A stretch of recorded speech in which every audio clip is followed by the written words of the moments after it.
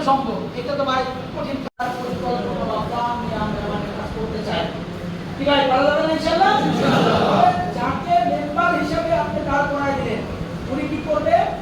ভোটারে মানুষ শুনতে চায় এরকম একজন ভদ্র মানুষকে দাঁড় করাই দিতে হবে, এরকম একজন ভালো মানুষকে দাঁড় করাই দিতে হবে। যদি আপনারা কিছু কম বেশি তাতে আমরা হিসাব করে দেখেছি, একজন মেম্বার 800 ভোট পায়।